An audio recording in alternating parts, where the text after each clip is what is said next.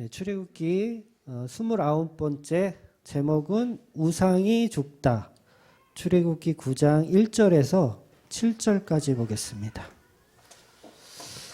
출애굽기 9장 1절에서 7절입니다. 다 같이 한 목소리로 읽도록 하겠습니다. 시작. 여호와께서 모세에게 이르시되 바로에게 들어가서 그에게 이르라. 히브리 사람의 하나님 여호와께서 말씀하시기를 내 백성을 보내라. 그들이 나를 섬길 것이니라.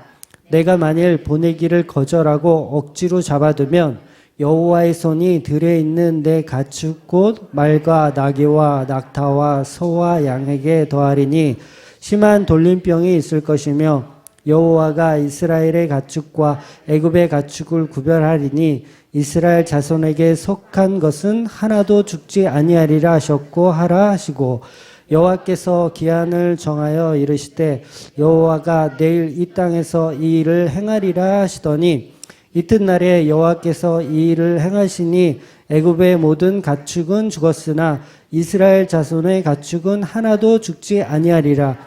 바로가 사람을 보내어 모든 이스라엘의 가축은 하나도 죽지 아니하였더라. 그러나 바로의 마음이 완강하여 백성을 보내지 아니하리라. 아멘. 네, 오늘 5번째 재앙입니다. 5번째 재앙, 악질. 가축들에게 전염병이 도는 재앙이에요. 전염병이 도는 재앙. 그러니까 그동안의 재앙들과 다른 점이 있다면, 그동안은 이제 생명을 뺏어가지는 않으셨어요. 생명을 뺏어가지는 않았는데, 그냥 괴롭게만 했어요. 뭐 피를 빨아먹는다든가, 뭐 이렇게 괴롭게만 했는데, 오늘부터는 이제 생명을 걷어가십니다. 생명. 비록 이제 짐승이긴 하지만, 이전과 다르게 생명을 가져가시는 거예요. 그러니까 아마도 10번째 재앙인 어떤 그 6월절 재앙, 장자들이 죽는 재앙, 그 재앙에 대한 선전포고가 되지 않을까 싶어요. 그래서 장자가 죽는다는 것을 한번 생각해 보세요. 이게 얼마나 끔찍한 일입니까? 그러니까 사실 이 가축들의 죽음은 물론 생명이 죽는 거니까 슬프기도 하지만 어떻게 보면 이건 경제적 손실이 더 크거든요. 그러니까 가축들이 죽는다는 건 물론 이제 가축을 내가 정말 가족처럼 기르고 키웠던 애들이 죽으니까 마음이 아프지만 전체적인 틀로 보면 그거는 생명을 취하기보다는 어떤 경제적인 손실에 대한 타격을 입는 내용인 거예요. 그래서 요즘도 이제 우리 돼지열병 때문에 참 돼지들 많이 또 이렇게 매몰시키고 막 그러는데 그거 보면서 돼지들 불쌍하다라는 생각보다는 우리는 저거 아까운 거를 저걸 저렇게 다 그냥 묻어버리네 저거 보상은 제대로 해주나 뭐 이런 거 생각하잖아요. 그래서 10번째 그 재앙의 장자의 죽음에 비하면 가축이 죽는 것은 사실 재앙도 아닌 거예요. 사실 5번째는 재앙도 아닌 거야. 그러니까 사람들이 그 죽었던 우리 사건들 있잖아요. 뭐 세월호 사건이라든가 아니면 삼풍백화점 무너진 사건, 뭐 대구 지하철 사건 이런 것들이 지금 돼지열병에 비하면 그거는 굉장한 사건이었던 거죠. 사실 지금 뭐 돼지열병은 아무것도 아닌 거죠. 그러니까 동물은 아무리 많이 죽어봐야 사람 목숨 하나하고는 바꿀 수가 없잖아요. 그러니까 우리는 이 십자가에 이루신 하나님의 생명이 죽는, 예수가 죽는 그 일을 사실 우리는 발견해야 되거든요. 그게 얼마나 엄청난 일이라는 것을 우리는 사실 발견해야 돼요. 어떻게 창조주 하나님이 십자가에 죽을 수가 있지? 이거보다 더한 재앙은 없거든요. 하나님이 십자가에 죽는 거, 이거보다 더한 재앙은 없어요. 근데 우리는 여전히 5번째 재앙 안에 머물러서 이 재앙이 내 인생의 전부의 재앙이냐, 최고의 재앙이냐 우리는 생각하면서 살아가요. 그러니까 우리가 계속 아까도 제가 상담을 했지만 내 인생이 가장 불행해. 내 인생이 가장 힘들고 내 인생이 가장 아파. 라고 생각하지만 결국 십자가를 바라보면 창조주 하나님이 십자가에 죽으셨거든요. 그럼 내가 당하는 고통은 아무것도 아닌 거예요, 사실. 아무것도 아니고. 근데 우리는 아직까지 그 10가지 재앙이 다 채워지지 않았으니까 5가지 재앙까지만 있으니까 내가 세상에서 가장 불행하고 내가 세상에서 가장 저주받은 그런 사람이라고 생각을 하는 거죠. 그래서 성도는 이 10가지 재앙을 다 경험하셔야 돼요. 네. 싫지만 경험하셔야 돼요. 그러니까 저도 설교하면서 이렇게 좀 힘을 좀 드리고 좋은 이야기 좀 해드리고 조금만 견디시면 우리에겐 좋은 날이 옵니다. 이렇게 설교하고 싶은데 지난주에도 제가 그랬잖아요. 지금 이렇게 힘드시지만 앞으로 좋은 날은 안 옵니다. 이 끝입니다. 그러니까 성경의 비중이 그렇게 놀놀하지가 않더라고요. 네. 근데 거짓말 할 수는 없잖아요, 제가. 그러니까 어쩔 수 없이 우리 인간들은 그 저주 가운데 사는 거예요. 그렇기 때문에 우리는 예수가 아니면 도대체 답이 없는 사람들이라는 설교를 할 수밖에 없는 거죠. 그러니까 오늘 본문도 오늘 본문 잘 이해하려면 지난주 말씀을 좀 기억하실 필요가 있는데 지난주에 이제 파리 재앙, 이 새파리들이 못 살게 구니까 파라오가 이 땅에서 제사를 드리라고 허락을 해요. 그러니까 다른 데 가지 말고 광야로 가지 말고 이 땅에서 제사를 지러라. 근데 모세가 그걸 거절하잖아요. 그럴 수 없다. 그 이유가 뭐라 그랬어요? 애굽인들은 짐승을 우상시 여겨요. 신으로 여긴단 말이에요. 그러니까 신으로 여기기 때문에 이 땅에서 막 소를 잡고 양을 잡고 제사를 드리는 건 애굽 사람들이 볼 때 문화적인 충격이고 절대로 그렇게 해서는 안 되는 일이죠. 안 그랬으면 막 돌 들고 막 시위하고 막 그랬을 거예요. 어떻게 그렇게 신성한 가죽을 제물로 드릴 수가 있느냐 막 그랬을 거라는 거죠. 근데 오늘 본문에서 하나님은 그들이 신봉하는 그들이 우상시 여기던 그 짐승들 문화적으로 종교적으로 높이며 우상으로 삼았던 그 짐승들을 전부 전염병으로 죽여버리시는 거예요. 그래서 제목이 우상이 죽다예요. 애굽의 우상들이 싹 죽는 거예요. 제사와 관련된 그 지난주의 말씀과 이어서 그러니까 말과 나귀와 낙타와 소와 양들이 그냥 픽픽 쓰러져 죽는 거예요. 전염병으로. 그러면서 또 약 올리죠. 어떻게 약을 올리냐면 애굽에 있는 가축들은 픽픽 쓰러져 죽는데 이스라엘에 있는 애들은 멀쩡한 거예요. 병이 안 걸려. 근데 보세요. 이 재앙이 우리는 또 이걸 또 문자적으로 딱 보면 그래 하나님 잘 믿으면 우리는 안전하고 애굽은 하나님 안 믿으니까 막 픽픽 쓰러져 죽고 또 이런 쪽으로 우리를 또 보기를 원한다고요. 근데 사실은 지난주에도 말씀드렸지만 누가 더 나쁜 놈들이냐고요. 애굽은 우상을 숭배하는 놈들. 이스라엘은 우상을 숭배하는 놈들을 주인으로 섬기고 싶은 놈들.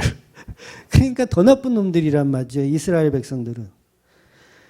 그러면 이 더 나쁜 놈들을 위해서 이스라엘은 좀 보호해 주시고 애굽의 짐승들은 다 죽이고 그런 개념 아닌 거잖아요.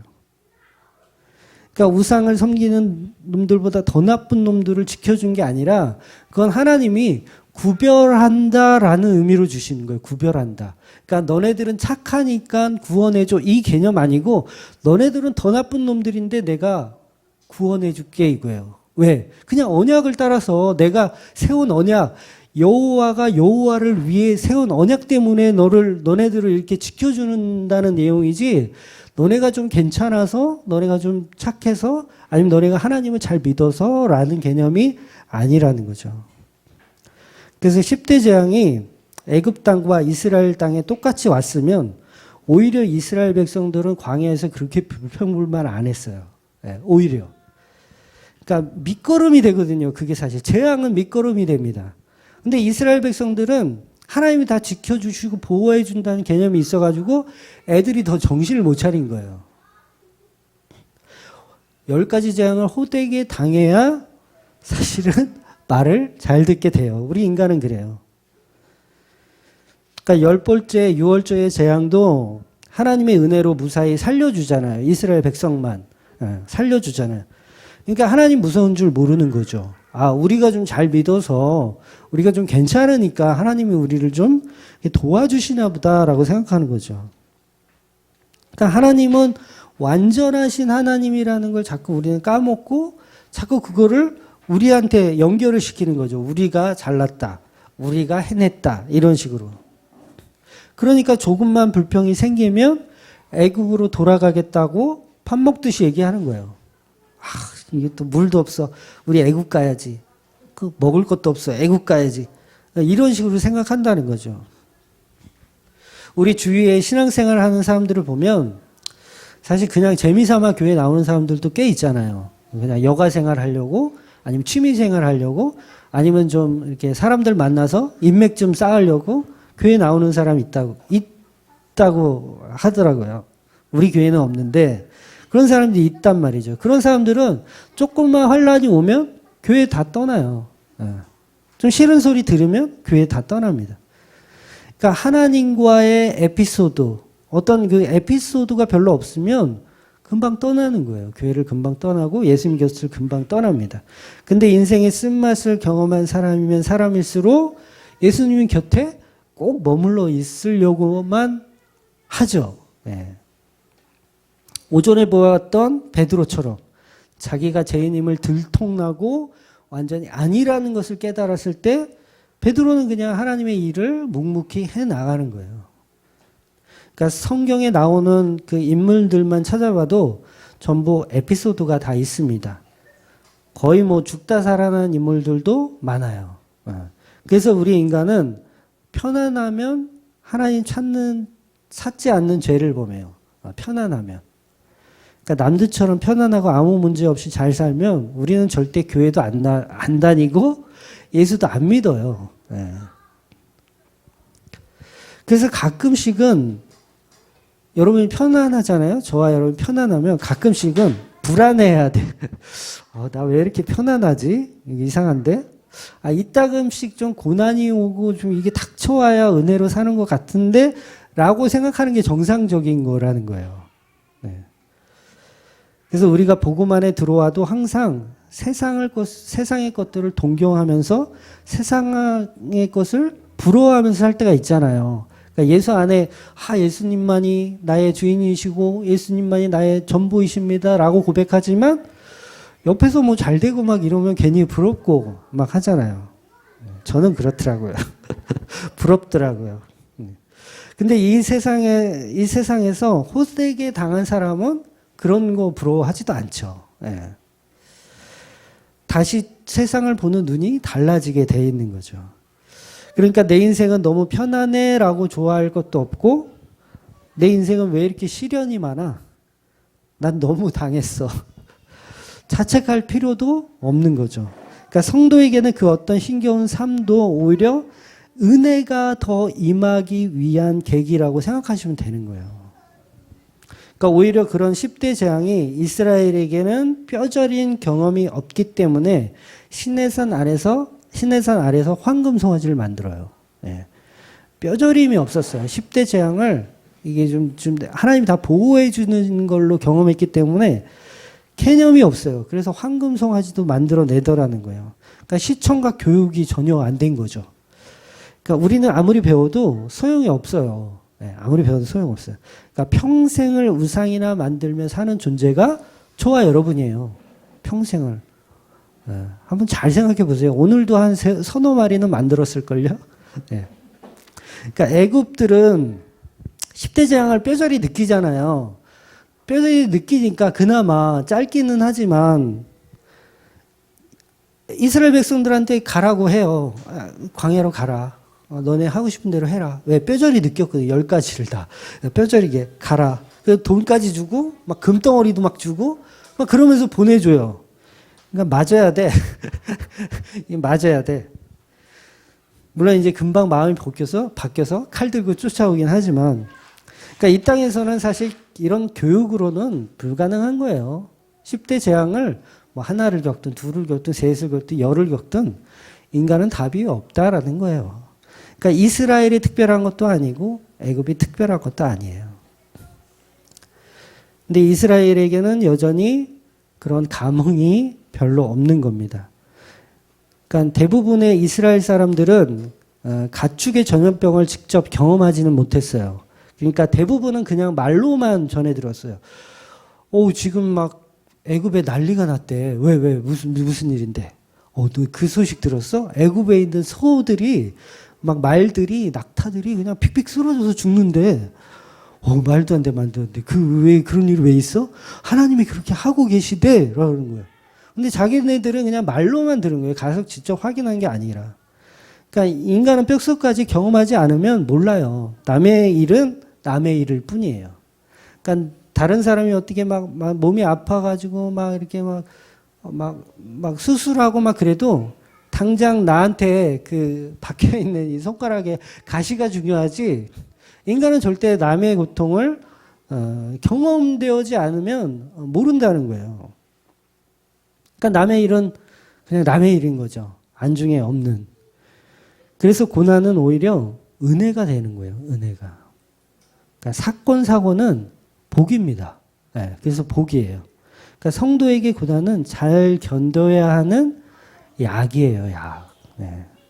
그러니까 예방 주사가 뭐예요? 예방 주사가 그 병원체를 몸에다 집어넣는 거예요. 예방 주사는 예를 들어서 감기 예방 주사다. 그러면 감기라는 병원체를 미리 조금 이렇게 집어넣는 거예요. 그래서 우리가 그 몸이 그 감기를 이겨낼 수 있는 능력을 한번 키워주는 거죠. 마치 이제 민방위 훈련하듯이 한번 경험케 하는 거예요. 경험케. 그게 이제 예방 주사라고 하는 거예요. 그러니까 예방 주사 자체가 병이 왔을 때 그 예방 주사들이 이렇게 딱 버티고 서가지고 막아주는 개념이 아니라 오히려 우리를 공격하는 거예요. 한번 우리 몸을 공격해서 우리 몸이 자극을 받아서 경험을 쌓게 하는 거죠. 그 나쁜 병균에 대한 경험을. 그게 예방주사입니다.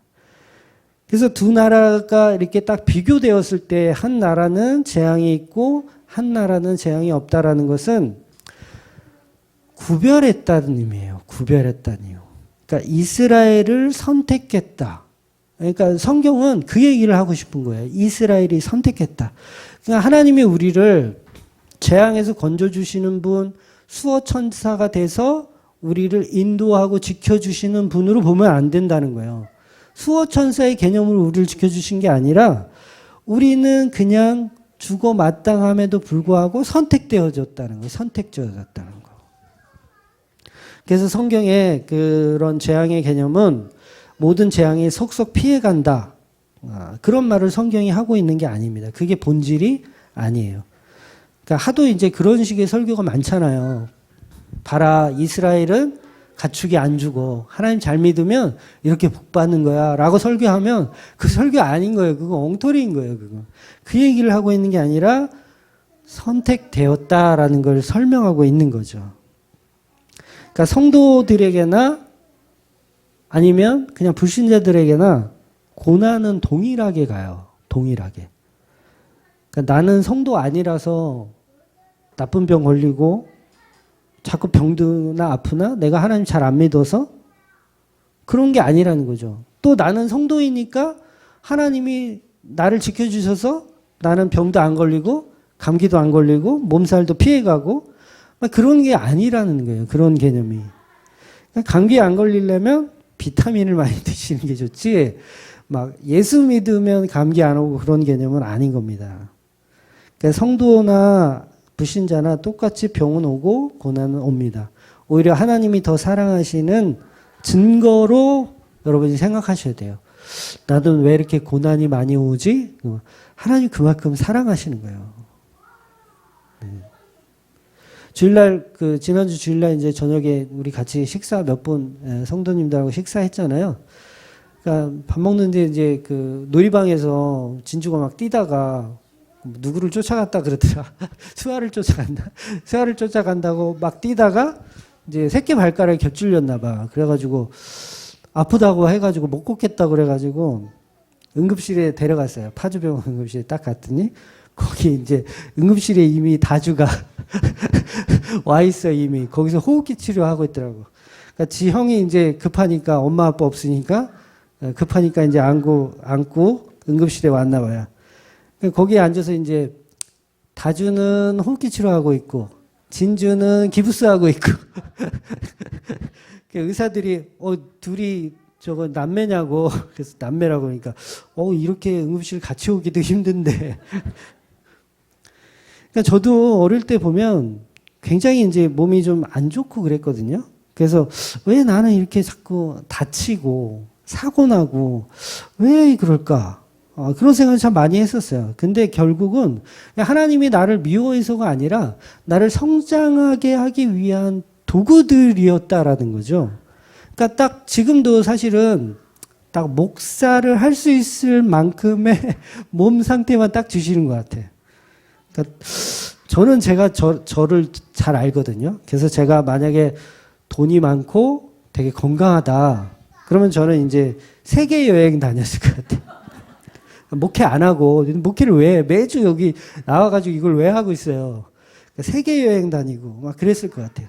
근데 딱 사이즈를 하나님이 딱 아시니까, 너는 딱 요것만큼만 주는 거예요. 그래야지 네가 목회를 하니까 딱 그 사이즈만 딱 주는 거예요. 그러니까 젊을 때는 계속 불평하고, 하나님 왜 나는 이렇게 다치나요? 난 이렇게 재수가 없나요? 근데 아니더라는 거죠. 딱 하나님의 사이즈에 맞게 쓰고 계시다라는 거예요. 그러니까 우리가 고난이 와도 걱정할 필요도 없고 그 사이즈에 맞게 또 나는 사나보다라고 생각하시면 됩니다. 네, 오전에도 말씀드렸지만 우리는 성경을 보면서 전부 그러니까 손수건 같은 거 가지고 보려고 그래요. 그러니까 눈물을 흘리면서 성경 보면서 눈물을 흘리면서 근데 복음을 알면 뭐죠? 오히려 기뻐지잖아요. 기뻐져. 근데 이게 팝콘을 먹는 수준이 되는 거예요. 요 개념들을 좀 제가 좀 너무 좀 이렇게 좀 철학적으로 얘기해서 죄송한데 요 개념을 좀 잘 이해하셔야 돼요. 처음에는 우리가 손수건을 보면서 성경을 읽어요. 그 은혜, 감동, 감격. 근데 어느 정도 시간이 지나면 손수건이 아니라 이제 기쁨이 되는 거죠. 내 예수 안 믿었으면 어떻게 할 뻔했냐. 큰일 날 뻔해. 기쁨이 돼요. 그리고 나중에는 이제 팝콘을 먹으면서 이제 즐기는 거죠. 그걸. 오히려 복음을 즐기는 거죠. 그러니까 바울도 육체의 가시가 있었다고 하잖아요. 이 양반도 공황장애가 있었나 싶어. 공황장애가 있었나 싶어요. 그러니까 육체의 가시. 과연 뭘까? 뭐 세 가지로 여러 학자들이 얘기하는데 뭐 간질도 얘기하고 안질도 얘기하고 또 하나 뭐죠? 하여튼간 있는데 공황장애 쪽이 아마 무게를 실리는 거지, 최근에는.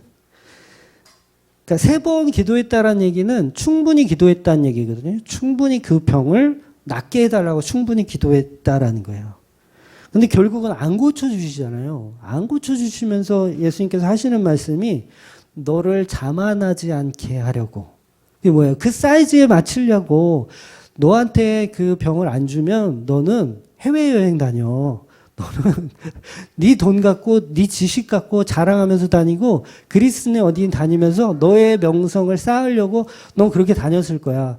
그래서 내가 딱 그 사이즈만큼만 딱 만들어서 너를 지금 끌고 다니는 거야. 그 얘기 하시는 거거든요. 그러니까 그 병 고쳐주면 너는 목회 안 한다는 거죠.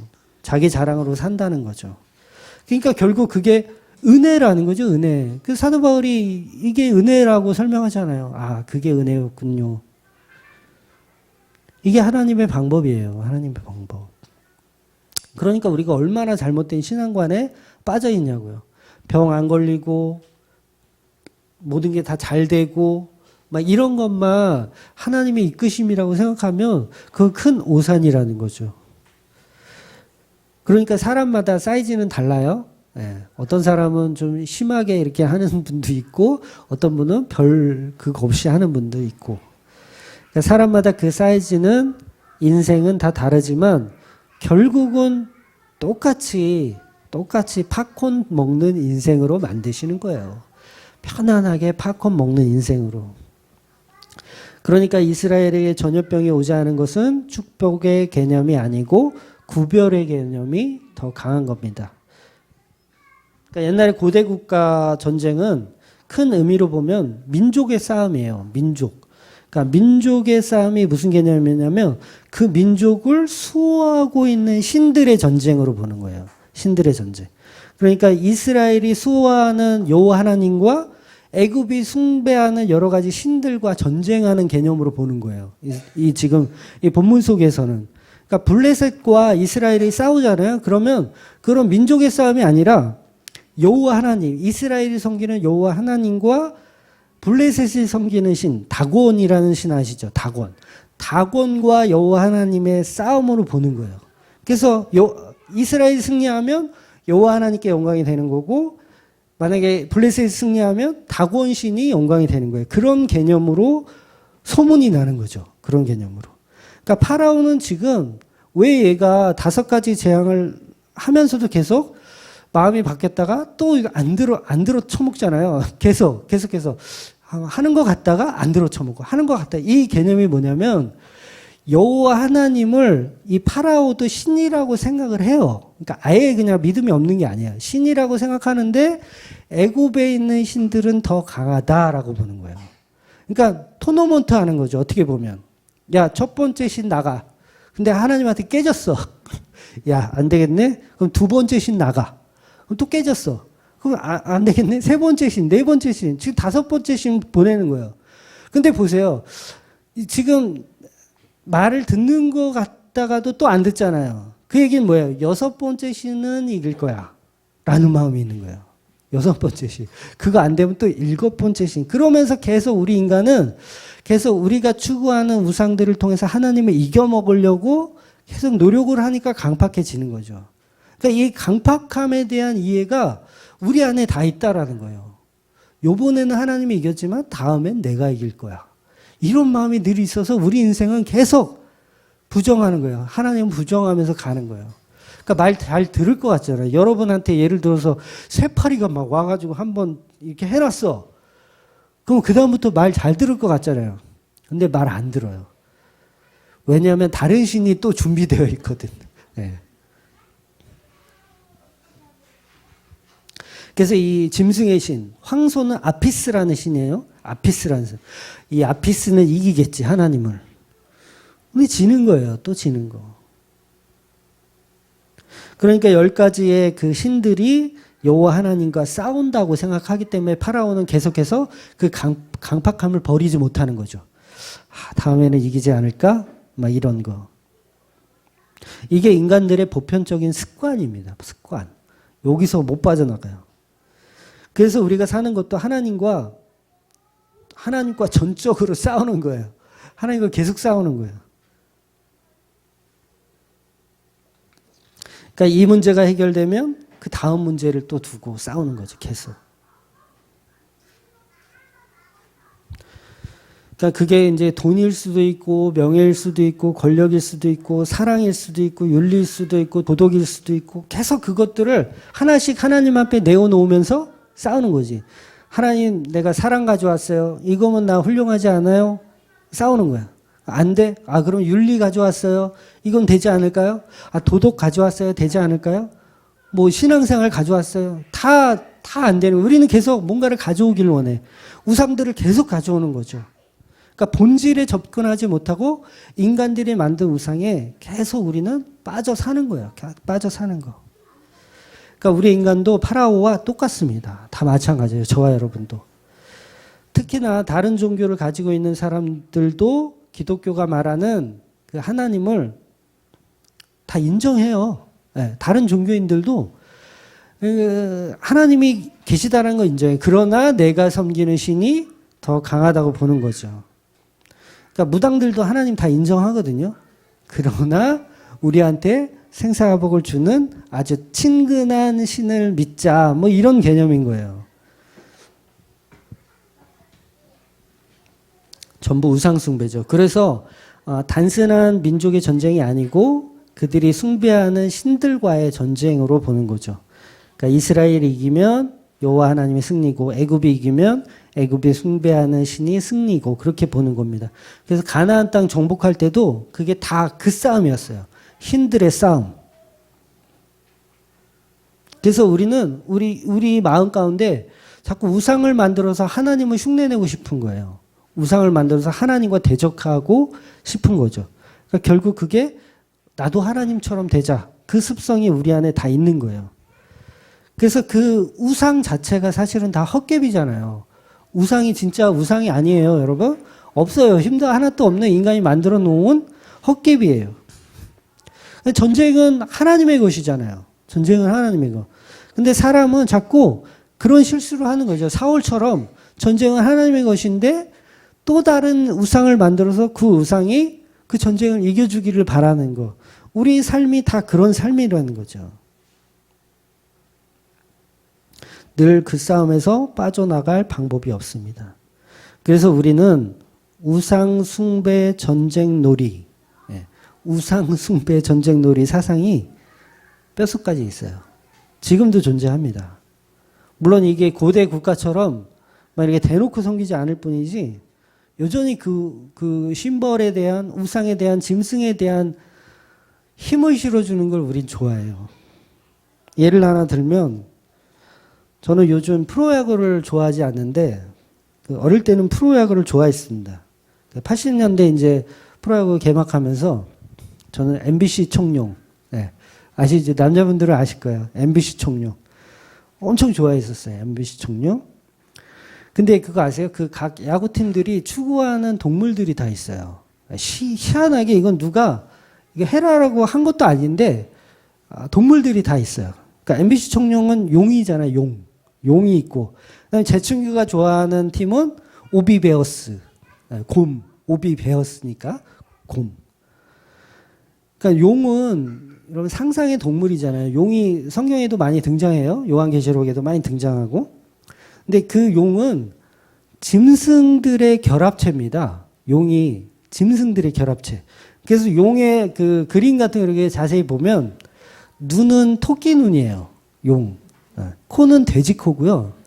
뿔은 사슴뿔을 달고 있어요. 용이. 몸통은 뱀의 몸통이고 꼬리는 잉어 꼬리예요. 잉어. 물고기 잉어. 그러니까 발톱은 또 매의 발톱. 상상이 가시죠? 용 그림 이렇게 생각하면 좋아요. 그러니까 용은 다시 말해서 짐승들의 연합을 설명하는 거예요. 짐승들의 연합. 그러니까 요한계시록에서 짐승, 용 이런 것들은 하나님을 대적하는 짐승으로 표현하는 거예요. 그 짐승들이 결국 우상이죠. 그거 어떻게 해야 돼요? 싹 다 전염병으로 죽여버려야 되는 것들이에요. 그러니까 오늘 본문의 짐승이 뭐예요? 저주를 받아 죽어야 하는 존재. 그러니까 그 다음에 이제 제가 싫어했던 팀이 이제 너무도 잘하는 너무 잘하는 해태 타이거즈. 해태 타이거즈 너무 잘했어요. 그래서 싫더라고요. 근데 해태 타이거즈는 그러니까 섬기는 그 동물은 호랑이. 타이거즈니까 호랑이. 그리고 다른 팀들도 다 그런 동물들을 심벌로 삼더라는 거죠. 여러분 그래서 운동 경기는요. 웬만한 운동 경기들은 다 동물을 그렇게 상징을 해요. 과연 이게 어디에서 나왔을까? 저는 인간의 본성이 뼛속 깊이 짐승을 숭배하는 마음에서 만들어졌다고 보는 거예요. 그래서 전쟁 그러면 그 전쟁에서 모티브대에서 나온 게 뭐예요? 올림픽이잖아요. 올림픽. 그러니까 올림픽도 사실은 다 짐승들의 전쟁이에요. 다.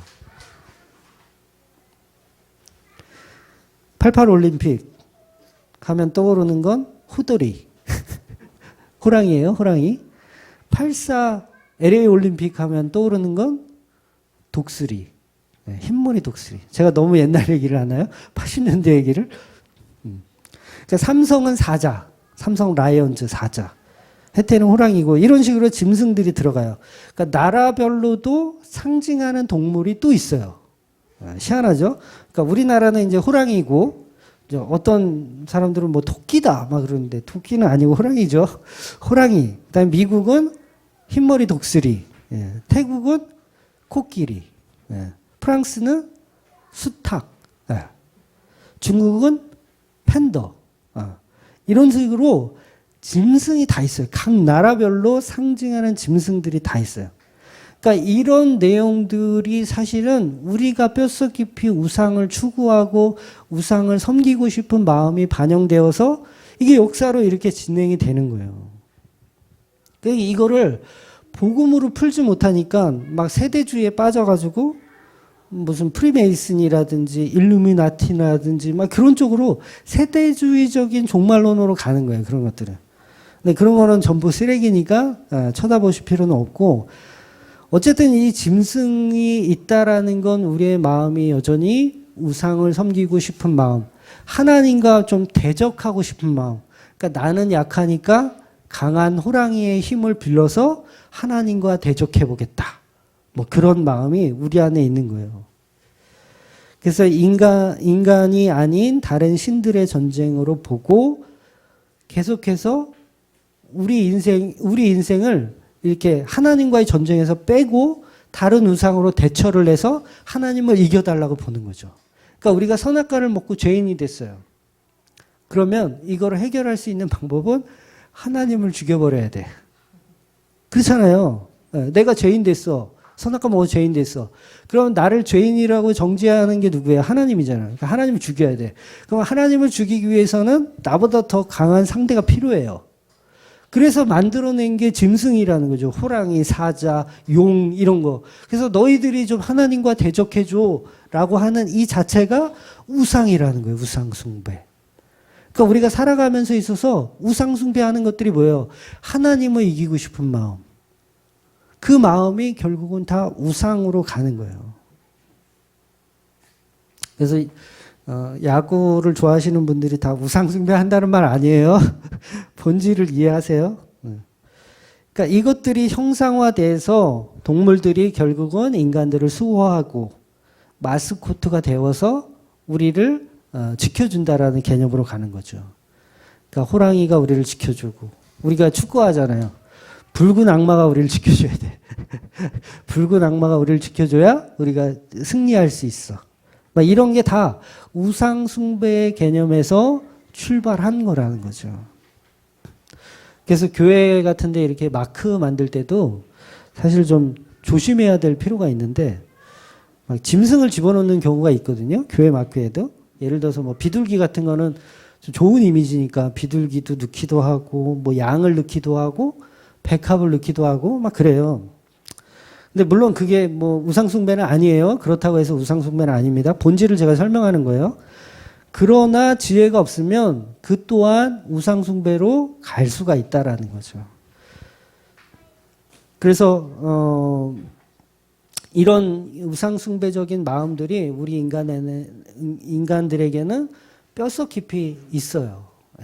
그러니까 우상숭배 하지 말라는 얘기가 아니라 우리는 어쩔 수 없다라는 걸 여러분이 아셔야 됩니다. 그러니까 지금이나 고대 시대나 바울이 활동했던 시대나 이 짐승을 통한 우상숭배의 모습은 여전히 있었다라는 거예요. 오늘 말씀 한번 볼게요. 로마서 1장 23절부터 보겠습니다. 23절부터 25절까지 시작. 썩어지지 아니하는 하나님의 영광을 썩어질 사람과 새와 짐승과 기어다니는 동물 모양의 우상으로 바꾸었느니라. 그러므로 하나님께서 그들의 마음의 정욕대로 더러움을 내버려 두사 그들의 몸을 서로 욕되게 하게 하셨으니 이는 그들이 하나님의 진리를 거짓 것으로 바꾸어 피조물을 조물주보다 더 경배하고 섬김이라. 주는 곧 영원히 찬송하리로다. 아멘. 네, 제가 지금 설명드린 설교의 내용이 지금 바울이 했던 말들이라는 거죠. 우리는 뼛속까지 새와 짐승과 기어다니는 모양들을 가지고 우상으로 바꾸기를 좋아하는 사람들이에요. 그러니까 나는 힘이 없으니 너희들이 하나님을 좀 대적해줘. 하나님을 이겨줘. 라고 하는 거죠. 그러니까 하나님 뭐 하는 거예요? 그 우상들을 다 죽여버리시는 거예요. 전염병으로 다 죽여버리시는 거예요.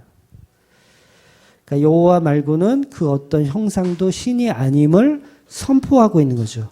그럼 우리 삶에도 그런 일들이 일어나요? 일어나지 않아요? 일어나야 되는 거예요. 그런 일들이. 그러니까 이게 지금 제가 설명드린 게 좀 막연하지만 조금 구체적으로 설명드리면, 그러니까 심벌이라는 것, 그러니까 짐승이라는 것은 힘을 상징하잖아요. 그러니까 교회가 하나님을 의지하지 않고 힘을 추구하기 시작하면 그게 뭐예요? 우상 숭배를 하는 거예요. 그러니까 사람들을 어떤 힘의 원리로 교회가 운영해. 제가 그래서 교단 같은 거를 제가 좀 싫어하거든요. 교단 얘기하는 것도 싫어하고 좀 싫어해요. 왜? 교단 자체가 힘을 상징하거든요. 그래서 큰 교단은 작은 교단 무시하고, 작은 교단은 큰 교단 부러워하고 막 이런 거. 그게 맞냐고요. 그게 성경적이냐고요. 전혀 성경적이지 않은 거예요. 큰 교회는 작은 교회 무시하고 작은 교회는 큰 교회 부러워하고 막 이런 게. 이게 힘의 원리라는 거죠. 이 자체가 우상 숭배인 거예요. 이 자체가. 어떤 분이 카페에서 이제 그 주말교회 교단 어디냐고 물어보더라고요. 그래서 알려줬더니 탈퇴했더라고. 탈퇴했더라고. 아, 별꼴이야 정말. 그러니까 저희 교단은 WCC하고 전혀 관련도 없는데도 탈퇴를 하셨더라고요. 예. 결국은 교회의 힘을 본 거죠. 그러니까 제 생각에는 합동인 줄 알았더니 백석이야? 에이. 그리고 나간 것 같아요. 예. 그러니까 어떤 방향성을 보지 않고 힘의 원리를 보는 거죠. 얼마나 대단한지 그 교회가. 사람들이 인정해 주는 곳인지 그거 보는 거예요. 그거 보는 거. 하나님이 인정해야 하는 곳이 아니라 인간들이 만들어 놓은 힘의 원리에 어느 정도 수준에 있는 교회인지를 보고 싶다라는 거죠. 물론 아닐 수도 있습니다. 실수로 탈퇴하셨을 수도 있어요. 그분이 혹시 보시면 이렇게 그럴 수 있는데 그 교회 안에서도 결국 그게 힘으로 작용한다는 거죠. 그래서 무임 목사 그러면 무임 목사는 이제 성도가 없는 목사를 무임 목사라고 하거든요. 무임 목사는 교단 내에서도 되게 무시해요. 노회에서도 무임 목사 되게 무시해. 그게 뭐예요? 다 힘의 원리잖아요. 힘의 원리. 저 목사님은 성도가 1000명이래. 와, 저 목사는 성도가 30명이래. 에이씨. 저 목사는 무임 목사야. 아무도 없대. 에이. 이게 힘의 원리잖아요. 이게 뭐라고요? 이게 우상숭배예요. 짐승의 힘을 이용해서 교회를 하고 있는 거예요. 전부 이거는 다 죽어야 되는, 우상이 다 무너져야 하는 것들이죠. 그러니까 우리가 우상숭배 그러면 막 어떤 형상을 만들어서 송아지를 만들어서 그거 섬기는 게 우상숭배가 아니라 하나님의 힘이 아닌 다른 어떤 나의 힘 아니면 교회들이 연합해서 힘을 키운 것 그런 것들을 힘으로 해서 적용해서 신앙생활을 하면 그게 우상숭배하고 있는 거예요. 그러니까 복음의 수준이 이게 안 되다 보니까 우리는 다 가짜라는 걸 몰라요. 우리는 힘이 있으니까 우리는 성도야. 우린 대단한 성도야. 이렇게 착각하는 거죠. 그런데 우리는 힘 없고 그냥 죽어야 할 존재라는 것을 말해주는 게 바로 오늘의 본문이라는 거예요. 그러니까 성경에 보면 실패자들이 간혹 등장을 합니다. 실패자. 가인도 실패자의 케이스고 사울 왕도 실패자인 케이스예요. 가룟 유다도 마찬가지고. 근데 그런 모습이 지극히 당연한 모습이라는 거예요. 우리는 다 그 길로 가는 사람들이 맞아요. 그러니까 우상이나 섬기며 하루에도 골수번씩 우상을 섬기는 거예요. 그런데 성도는 그런 일반적인 삶을 살지 못하게 하나님이 막으시는 거예요. 구별시켜 버리시는 거예요. 안 되게 구별시키는 거. 그러니까 그 구별 안으로 집어넣으시는 거죠. 강제로. 그러니까 성도는 광야를 강제로 들어가는 거예요. 강제로. 지들이 가고 싶어서 가는 게 아니라 하나님 강제로 집어넣으시는 거예요. 세상의 힘의 원리가 아닌 하나님의 힘으로 살라고. 가나안 땅에 집어넣으시는 이유 거기가 젖과 꿀이 흐르는 땅이 아니라 하나님이 비를 내려주시지 않으면 아무것도 할 수 없는 곳, 농사를 질 수 없는 곳 글로 집어넣으시는 거예요. 그러니까 우상숭배라는 게 우리 안에 힘을 발휘해내자잖아요. 근데 그거 부수시는 거예요. 너 힘 없지? 너 약하지? 이런 거.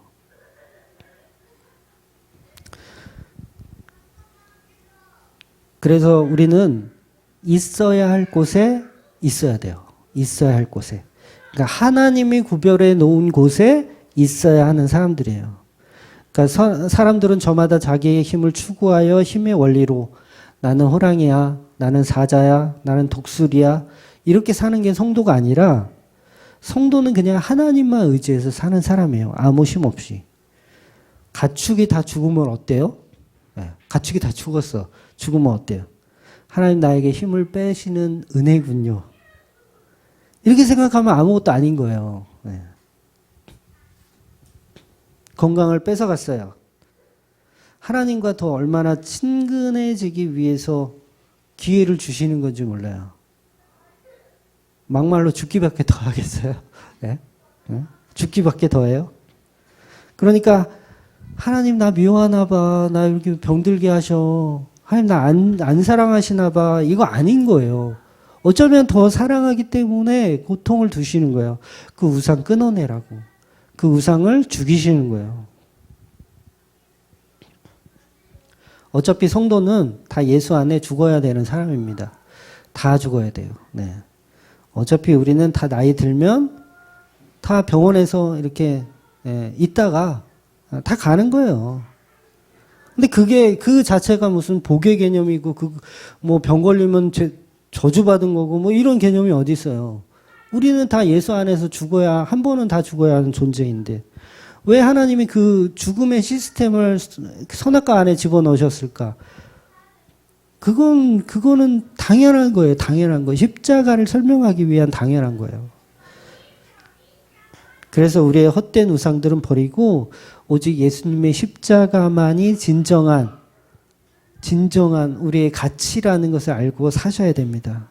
그래서 우리는 여전히 이 애굽의 재앙을 보면서 이 재앙을 통해서 하나님을 발견하셔야 돼요. 예수를 발견하셔야 돼요. 근데 자꾸 그 환경만 보잖아요. 환경만. 아이고 우리는 예수 잘 믿어서 복 받네. 쟤네들은 예수 안 믿었으니 벌 받네. 이런 개념이 아니라는 거예요. 예수 안에 살 때 진정한 복이 있고 그 안에 살 때 진정한 은혜가 있습니다. 힘을 빼면 뺄수록 우리는 우상과 멀어지는 거예요. 힘을 빼면 뺄수록. 그래서 우리는 하나님 나에게 힘을 빼주시옵소서. 나에게 힘을 빼주시옵소서. 자꾸 내가 우상을 세우기를 원합니다. 이 마음을 빨리 죽여주시옵소서. 우상을 죽여주시옵소서. 이렇게 가는 게 성도라는 겁니다. 그런 삶을 살아내시는 저와 여러분 되시기를 주의 이름으로 축원드립니다. 아멘. 기도하겠습니다.